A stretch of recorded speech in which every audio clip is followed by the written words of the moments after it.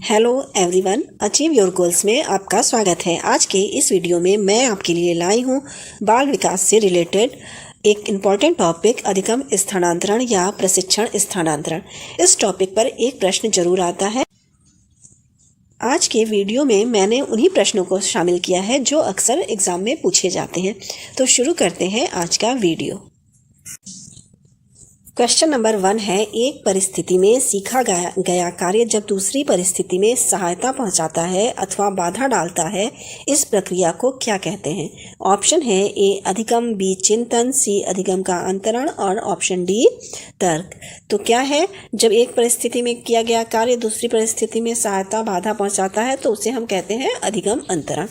तो option C हमारा सही होगा। क्वेश्चन नंबर 2 है, जब एक परिस्थिति में सीखा गया कार्य दूसरी परिस्थिति में बाधा डालता है तो उसे निम्न में से क्या कहते हैं? ऑप्शन है ए सकारात्मक अधिगम अंतरण, बी नकारात्मक अधिगम अंतरण, सी ए एवं बी दोनों और डी शून्य अधिगम अंतरण। तो इसका सही आंसर क्या होगा? जब एक परिस्थिति में सीखा गया कार्य दूसरी परिस्थिति में नकारात्मकता पहुंचाए, बाधा डाले, तो वो क्या हो जाएगा? नकारात्मक अधिगम अंतरण होगा। तो ऑप्शन बी सही होगा। क्वेश्चन नंबर 3 है, एक कार्य के सीखने का दूसरे कार्य के सीखने पर कोई प्रभाव नहीं पड़ता है तो इस प्रशिक्षण स्थानांतरण को क्या कहते हैं? ए निषेधात्मक प्रशिक्षण स्थानांतरण, बी शून्य प्रशिक्षण स्थानांतरण, सी नगण्य प्रशिक्षण स्थानांतरण और डी तटस्थ प्रशिक्षण स्थानांतरण। क्या कहते हैं? अधिगम जब कोई प्रभाव नहीं पड़ता है, ना पॉजिटिव ना निगेटिव, तो हम क्या कहते हैं? उसको शून्य प्रशिक्षण स्थानांतरण कहते हैं। तो यहाँ पर क्या आंसर सही होगा? ऑप्शन बी शून्य प्रशिक्षण स्थानांतरण। कोई प्रभाव नहीं पड़ रहा है, ना तो नए कार्य को करते समय न सहयोग मिल रहा है और न बाधा हो रही है, तो वहां पर शून्य प्रशिक्षण स्थानांतरण होता है। क्वेश्चन नंबर 4 है, जब एक परिस्थिति में सीखा गया कार्य दूसरे परिस्थिति में सहायता प्रदान करता है उसे निम्न में से क्या कहते हैं? ए सकारात्मक अधिगम अंतरण, बी नकारात्मक अधिगम अंतरण, सी ए एवं बी दोनों और डी शून्य अधिगम अंतरण। जब कोई चीज एक जगह सीखा गया कार्य दूसरे स्थान पर उस सहयोग प्रदान करता है तो हम उसे क्या कहेंगे? सकारात्मक अधिगम अंतरण। तो हमारा आंसर क्या होगा? ऑप्शन ए सही होगा, सकारात्मक अधिगम अंतरण। क्वेश्चन नंबर 5 है, अधिगम के सामान्यीकरण के सिद्धांत का प्रतिपादन निम्न में से किस मनोवैज्ञानिक ने किया? ए थॉर्नडाइक, बी कोहलर एवं कोफका, सी एच जूड और डी स्पीयरमैन ने। किसने किया था अधिगम के सामान्यीकरण के सिद्धांत का प्रतिपादन? सी एच जूड ने किया था। तो ऑप्शन सी हमारा सही होगा। क्वेश्चन नंबर 6 है, निम्नलिखित में से अधिगम अंतरण के लिए सहायक दशा कौन सी है? ए सामान्यीकरण, बी अवबोध, सी शिक्षण विधि और डी उपरोक्त सभी। तो यहाँ पर क्या होगा? अधिगम अंतरण के लिए सहायक दशा सामान्यीकरण भी है, अवबोध भी है और शिक्षण विधि भी है। तो हमारा आंसर क्या होगा? उपयुक्त सभी। ऑप्शन डी सही होगा। क्वेश्चन नंबर 7, समान तत्वों का सिद्धांत के प्रवर्तक थे? ए थॉर्नडाइक, बी गेट्स, सी जूड और डी स्पीयरमैन। समान तत्वों के सिद्धांत के प्रवर्तक थे थॉर्नडाइक। तो ऑप्शन ए हमारा यहाँ पर सही होगा। क्वेश्चन नंबर 8 है, अधिगम स्थानांतरण की योग्यता को बढ़ाने के लिए अध्यापक को नहीं करना चाहिए? ए स्वक्रिया को प्रोत्साहित करना, बी रटने की प्रवृत्ति को प्रोत्साहित करना, सी सूझ द्वारा सीखने को विकास करना और डी सामान्यीकरण पर बल देना। क्या चीज़ नहीं करना चाहिए? तो रटने की प्रवृत्ति को प्रोत्साहित करना ये नहीं करना चाहिए। तो ऑप्शन बी हमारा सही होगा। क्वेश्चन नंबर 9 है, सीखने का स्थानांतरण है? ए सीखी गई वस्तु को संभालना, बी सीखी हुई तकनीक का वैसे ही उपयोग करना, सी सीखी हुई वस्तु का अन्य परिस्थिति में प्रयोग, डी उपयुक्त में से कोई नहीं। तो क्या होगा इसका सही आंसर? सीखने का स्थानांतरण क्या है? सीखी हुई वस्तु का अन्य परिस्थिति में प्रयोग। तो ऑप्शन सी हमारा यहाँ पर सही होगा। क्वेश्चन नंबर 10 है, अधिगम का स्थानांतरण का प्रकार है। ए धनात्मक स्थानांतरण, बी क्षैतिज स्थानांतरण, सी नकारात्मक स्थानांतरण और डी उपयुक्त सभी। तो अधिगम का स्थानांतरण कौन कौन सा है? तीनों ही है, धनात्मक, क्षैतिज और नकारात्मक। क्षैतिज स्थानांतरण को आप शून्य स्थानांतरण भी कह सकते हैं। तो हमारा आंसर क्या होगा? उपयुक्त सभी। ऑप्शन डी यहाँ सही होगा। क्वेश्चन नंबर 11, स्थानांतरण को प्रभावित करने वाले कारक हैं। ए सामान्यीकरण, बी समझदारी, सी अर्जित ज्ञान का विभिन्न परिस्थिति में प्रयोग और डी उपयुक्त सभी। तो यहाँ पर क्या स्थानांतरण को प्रभावित करने वाले कारक क्या है? सभी हैं, सामान्यीकरण भी है, समझदारी भी है और अर्जित ज्ञान का विभिन्न परिस्थितियों में प्रयोग भी है। तो ऑप्शन डी हमारा यहाँ सही होगा। क्वेश्चन नंबर 12, अधिगम अंतरण का थॉर्नडाइक का सिद्धांत डैश के रूप में भी जाना जाता है। ए समानता सिद्धांत, बी अनुरूप तत्वों का सिद्धांत, सी औपचारिक नियमों का सिद्धांत और डी इनमें से कोई नहीं। तो क्या है? थॉर्नडाइक का सिद्धांत किस रूप में जाना जाता है? अनुरूप तत्वों का सिद्धांत के रूप में जाना जाता है। तो ऑप्शन बी हमारा यहाँ सही होगा। अधिगम अक्षमता या अधिगम विकार पर प्रश्न। क्वेश्चन नंबर 1 है, मौखिक रूप से सीखने की अक्षमता है। ऑप्शन है ए अफेजिया, बी डिसलेक्सिया, सी अग्रेफिया और डी डिस्ग्राफिया।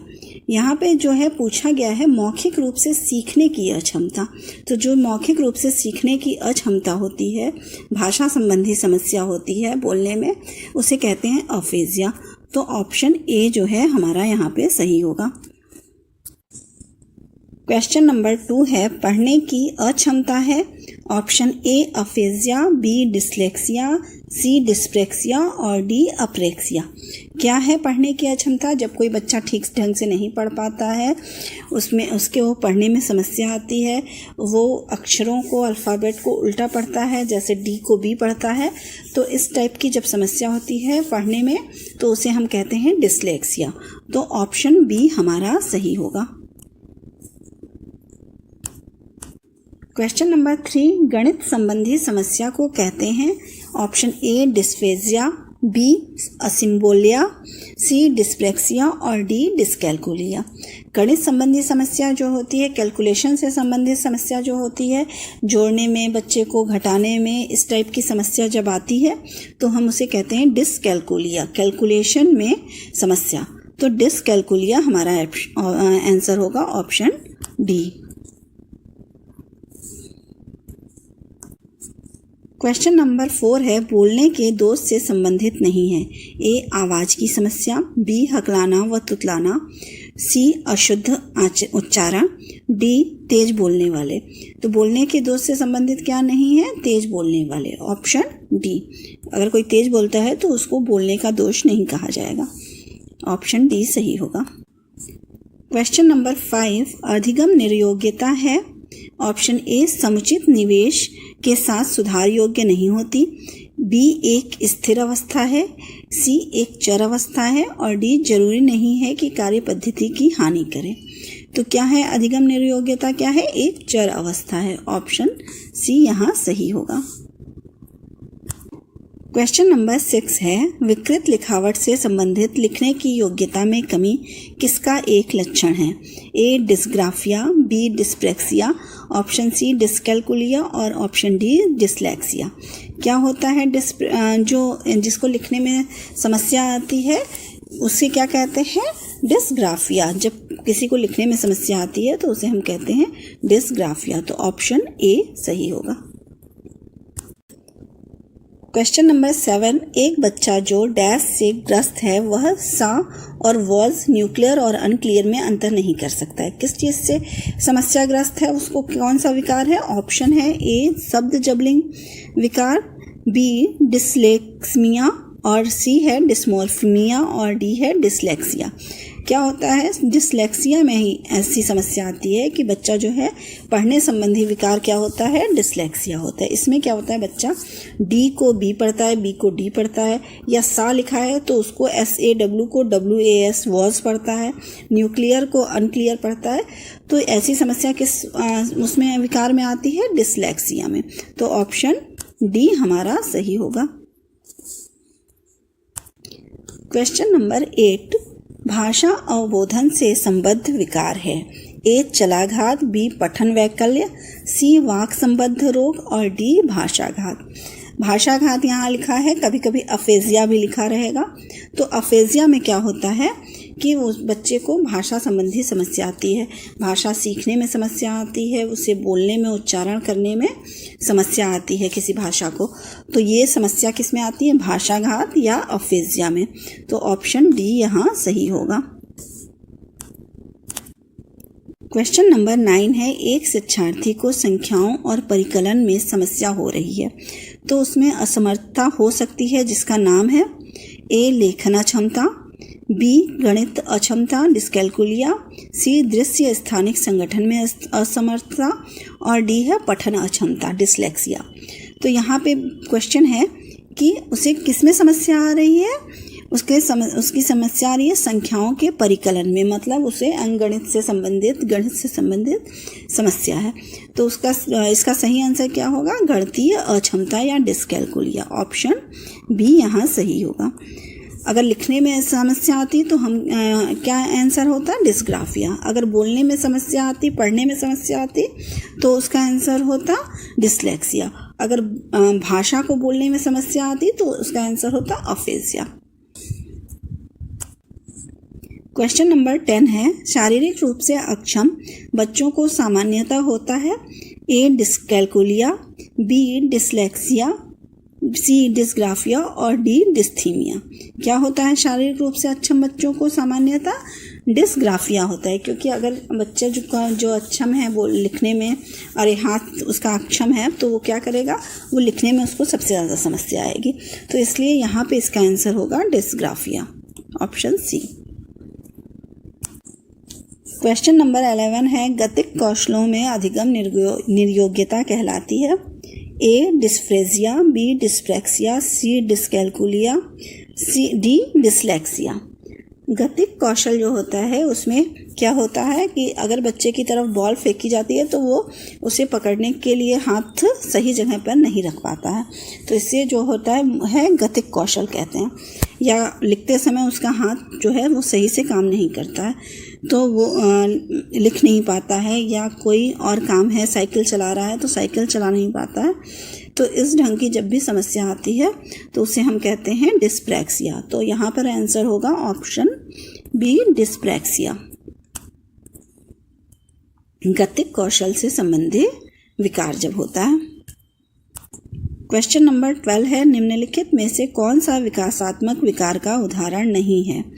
पहला है आत्मविमोह, दूसरा है बी है प्रमस्तिष्कात, सी पर अभिघात तनाव और डी है न्यून अवधान सक्रिय विकार।